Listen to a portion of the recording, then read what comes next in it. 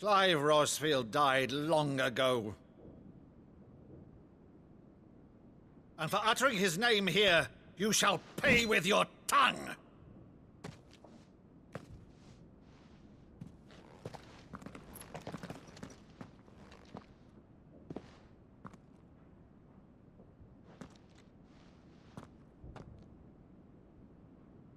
You would mock me as well?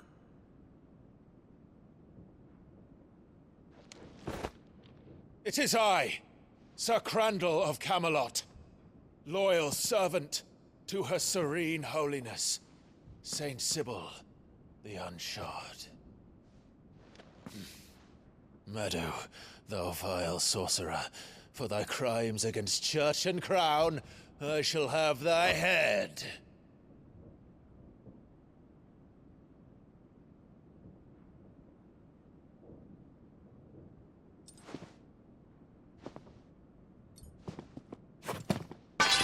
Curse thee, infectious flax wench. Even in death, must thou plague me still? Very well. I shall open the gates of hell, that thou might see thy charge once more.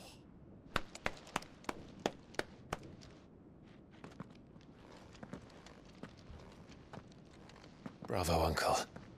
You're still the finest Meadow in the twins. Oh, Clive, my dear boy, it's really you.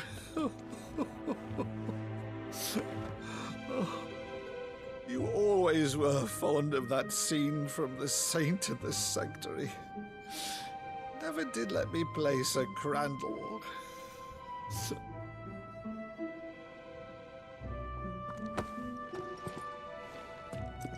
I have a favor to ask, Uncle Byron. Rutherford, inform the kitchens. There'll be guests. We dine immediately.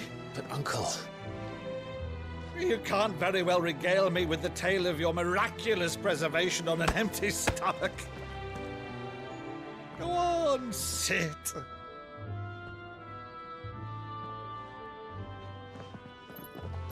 See that you use the good plates, Rutherford.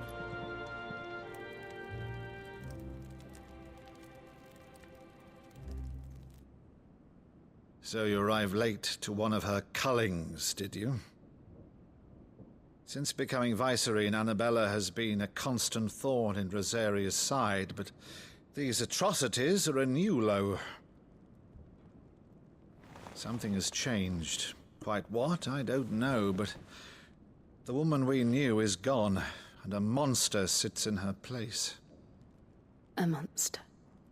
For better or worse, I've been charged with governing this town, and thus must maintain the illusion of obedience. That's all I can do to aid Wade and his merry band of revolutionaries. So he's told us. You have risked much for Rosaria. Our nation will be forever in your debt.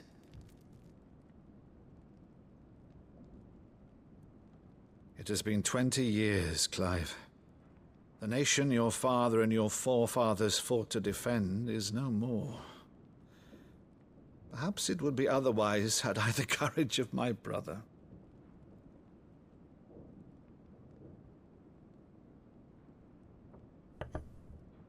All right, if it's a ship you require, a ship you shall have. I've a galley in port, but recently relieved of her cargo.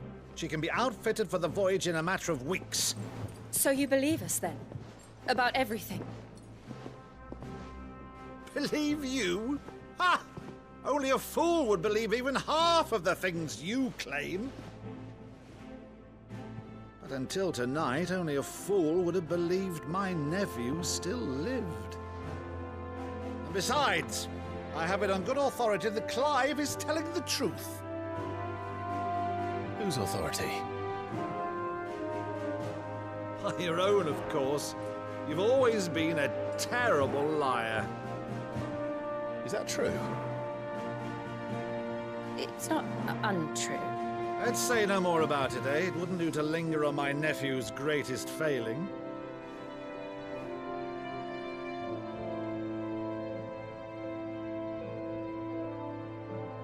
one thing I cannot believe, though, is all this about you being Sid. You were always such a good boy, but now you're quite the outlaw. Which, if I'm not mistaken, would make me an outlaw's uncle. Right then, who shall we pillage first? Rutherford, fetch me my cutlass. This will be fun.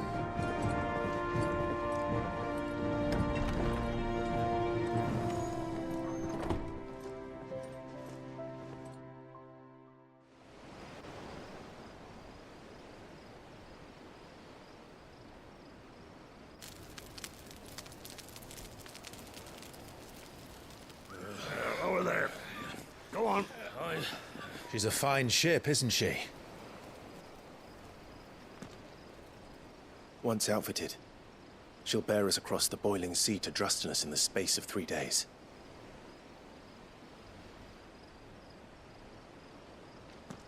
Something on your mind?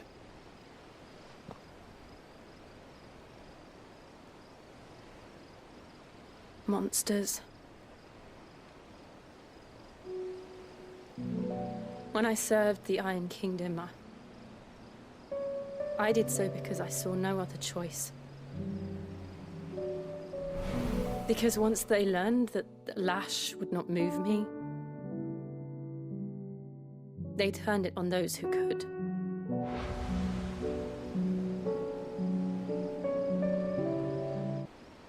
Monsters. When I served the Iron Kingdom, I did so because I saw no other choice.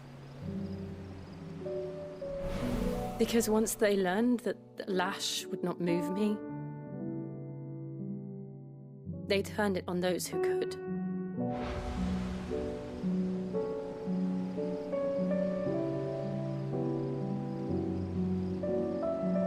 And so I became their puppet. I let them pull my strings, telling myself it was not my hand that swung the sword, but another's. I removed myself from the truth so I wouldn't feel the pain it caused.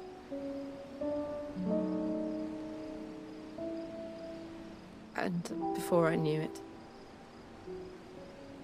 I no longer felt anything. Anything at all.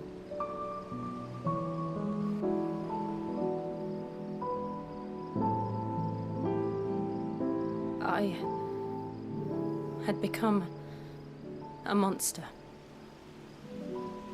Jill.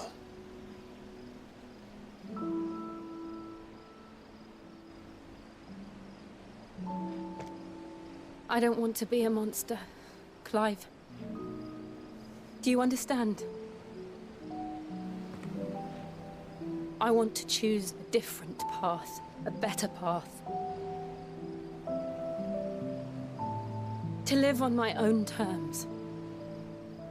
But before I can do that, I need to come to terms with my past.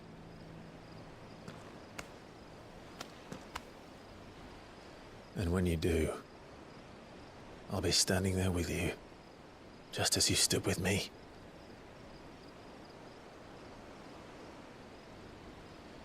Thank you, Clive. I must atone for my sins. Only then, when it's done, will the monster cease to be. Just promise me that you won't die with it.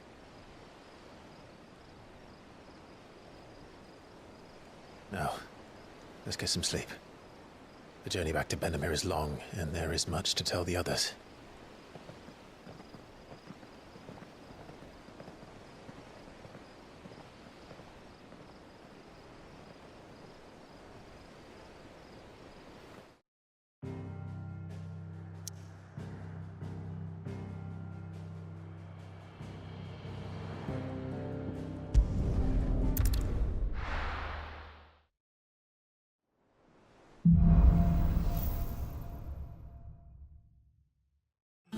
founder knows what awaits us in the Iron Kingdom.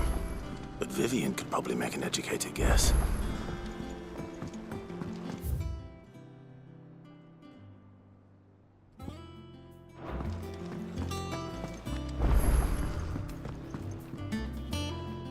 I didn't take you for a scholar, Ivan. Oh, this? Well, it's Valisthea, a culinary pilgrimage.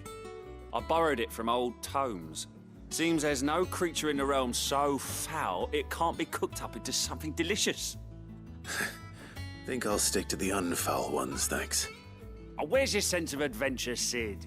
Honestly, one glance at these recipes, and even you would trade in your sword for a butcher's cleaver. From spit roasts to sweetmeats, this book has them all. What I wouldn't give to bring these recipes to life. If it's my blessing you're hoping for, then by all means. Well, I'm no hunter, Sid. The first tunnel worm I came across would be the death of me. But you're made of sterner stuff. Would you help me resurrect one of these recipes? Something tells me you won't be taking no for an answer. Fine, I'll help. Fantastic! Thank you. So, dare I ask what's on the menu? Chance's Stew. It was once a favourite among the gourmands of Oriflamme, if the author is to be believed. Though Molly's never heard of it. The only problem is that while the recipe is extremely detailed in most respects, it's infuriatingly cryptic as to the main ingredient. A beast, no doubt. Most likely something that would make easy work of a simple cook with more broth than brawn, but unwanted violets. I've no idea what they might be. Does the book say anything else? Well, only that the sweetest violets sprout atop the bed of roses. Roses. Rosaria, perhaps? One of the butchers in Martha's Rest might know something. I'll ask next time I'm there.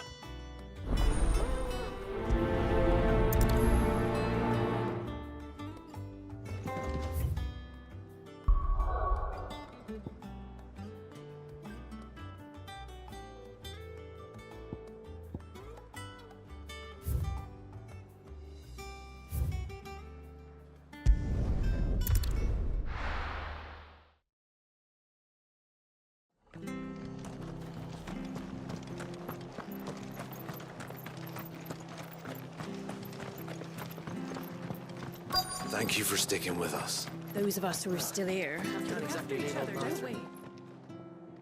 Ah, welcome.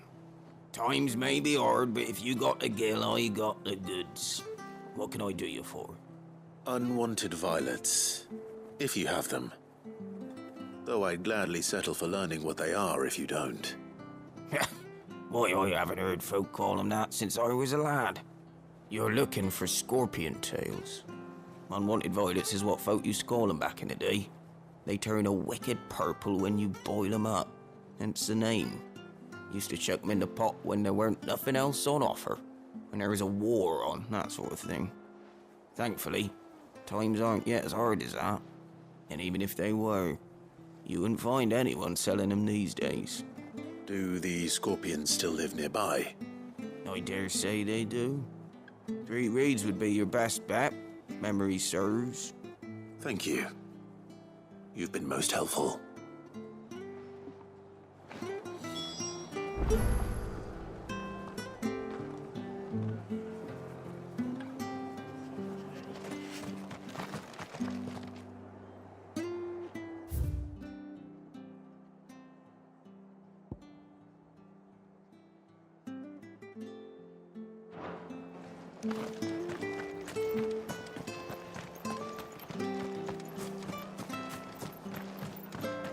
Stay sharp.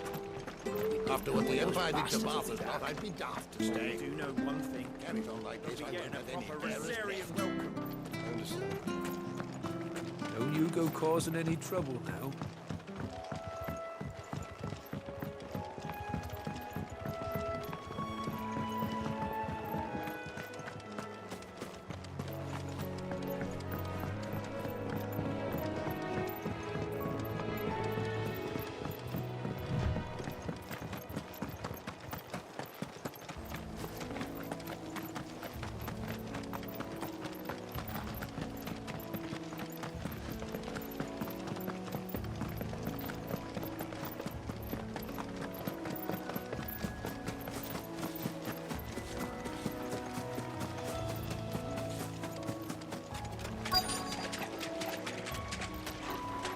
scorpions.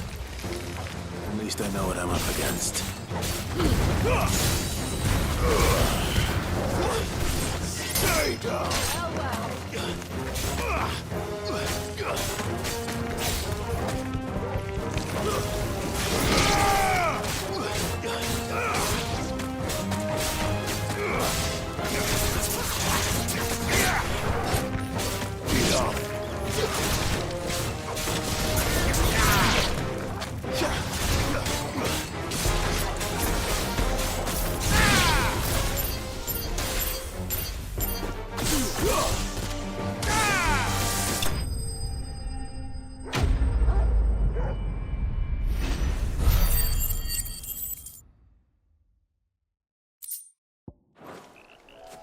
I better get this back to Eikon before it goes bad.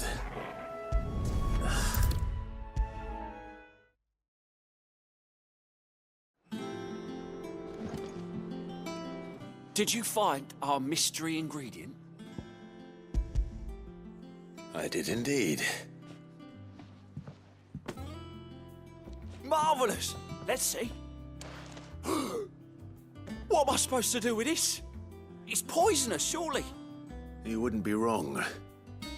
But that's your unwanted violet. Into the pot it goes, I suppose.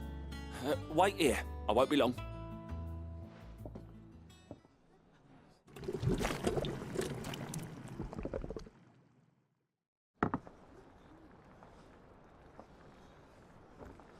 I present Chance's stew, risen once again from the ashes of obscurity.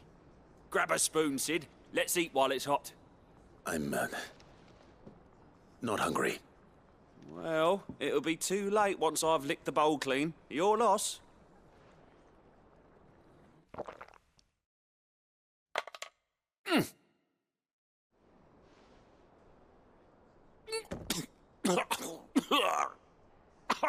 Odin's teeth. What an assault on the senses. It's like choking on swamp water. And yet, up through the pungency, there rise complex, meaty notes.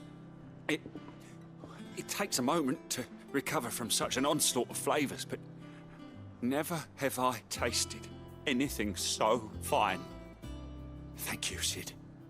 Thank you. You're, welcome. I must share this gift. I won't rest until a steaming bowl of Chance's stew sits before everyone in the hideaway. A single mouthful, and Molly will be breeding scorpions of her own. I'm sure she will.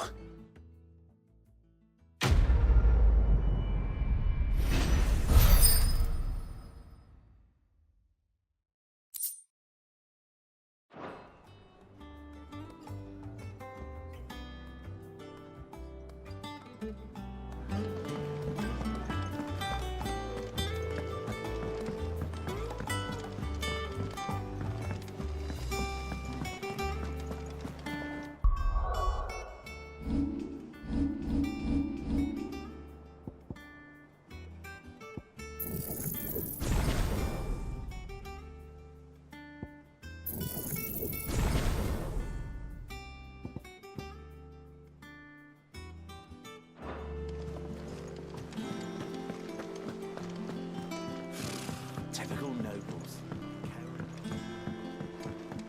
How did we never There are hear new about these billets being guardians of the posted flame? every day. Clive! Oh, am I glad to see you? Is something wrong? It's Blackthorn. He ain't himself. And if I'm honest, he ain't been for a while. That normally it only takes a couple of drinks to perk him back up, but not this time. Something's getting him down. And whatever it is, he ain't telling. It's like he's lost his spark, you know? He's barely got enough fire in his belly to get the ump about stuff. But I'm thinking he might if we both bent his ear, because he respects you, innit? So, what you say? Fine. If you think it will help. Knew you'd understand. But if he doesn't want to talk, we let him be.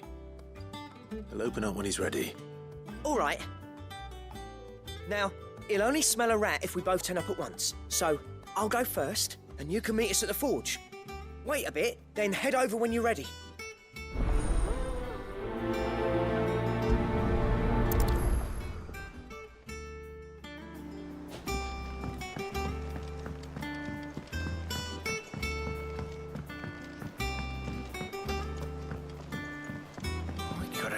sworn we had a few.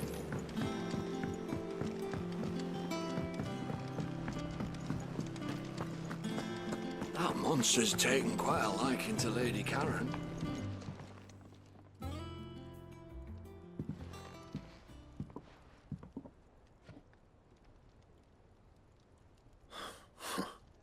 First August, and now you.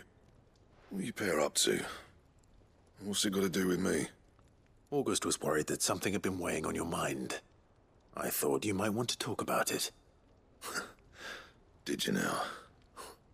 I told you not to stick your nose in my business. What'd you go and do? Clive just wants to help, innit?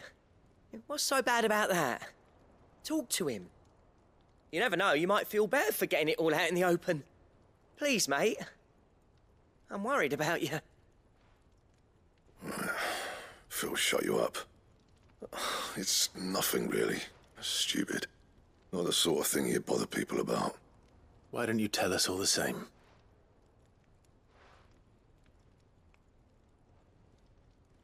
Karen and I have an arrangement.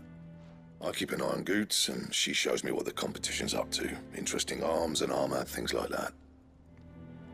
Anyway, the other day, she shows me a cuirass she's come by. Masterpiece of level work. Light, supple, and tougher than it had any right to be. Made my stuff look like every clumsy shit. I should have brought the bastard thing there and then just to study it, but I was too proud. And now every time I reach for my hammer, I'm reminded that I'm not the craftsman I thought I was. There. You happy? You got what you came for. Now piss off. All right. We're going.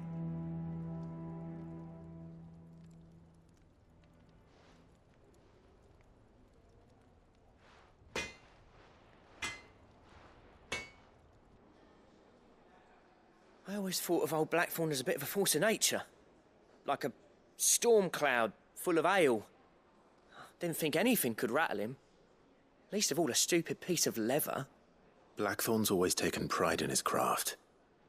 Questioning it means questioning himself. Something tells me this is only going to get worse. If he has doubts, it will affect his work, which will only add to his problems. We need to nip this in the bud. I couldn't agree more. He said he should have bought that cuirass. Perhaps we should track it down for him. Assuming you're happy to help, that is. Too bloody right I am. Glad to hear it. First things first, then. We need to speak to Karen.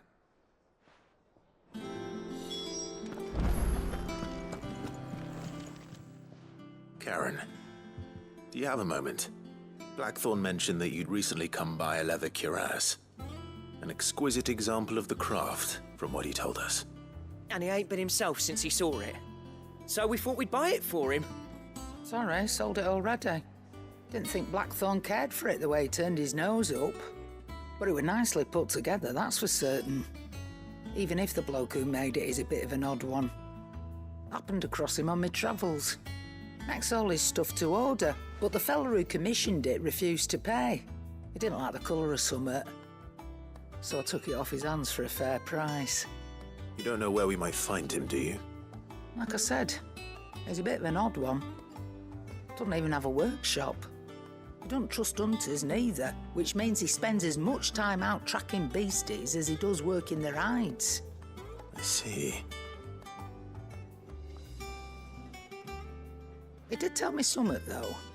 Apparently, his next commission's for a set of griffin hide greaves. Here, there's a griffin on the hunt board. The curse breakers were placing bets on who'd bag it. Now, where the bleeding hell was it sighted? Somewhere in Sambrec, maybe... Care Northern, that was it. Thank you, Karen. We'd be lost without you. At least you admit it. So, it sounds like going after that griffin might be the best chance we have of finding our roaming leatherworker. I'll leave the hunting to you if you don't mind. While you get on with that, I'll ask around the markets. See if I can't sniff out who he is and where he's hiding. Good idea. Hopefully one of us will be able to track him down.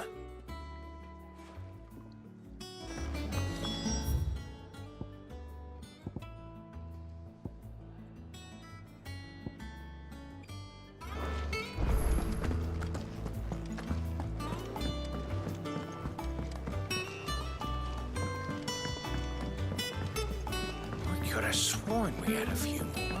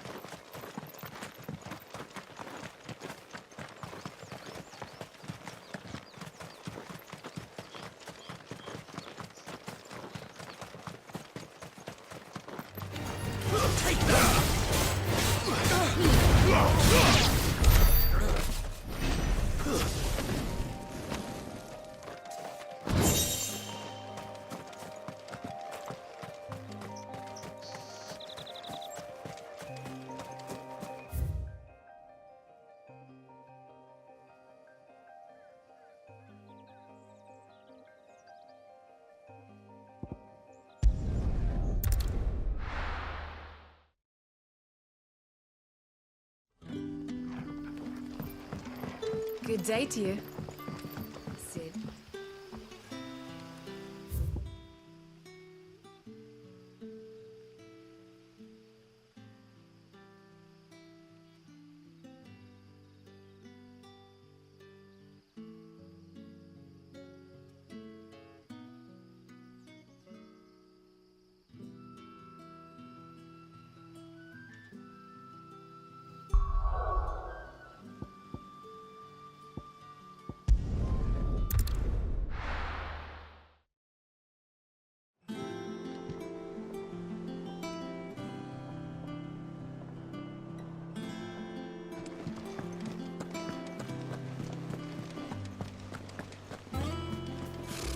Typical nobles. How did we never hear about these Guardians of the Flame?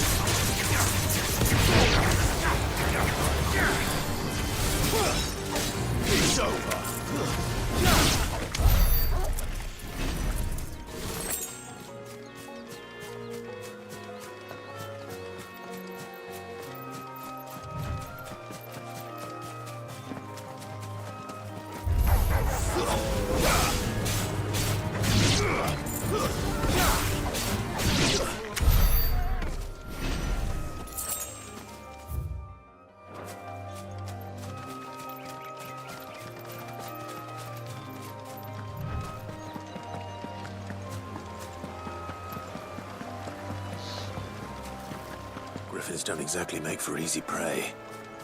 Let's hope our craftsman hasn't bitten off more than he can chew.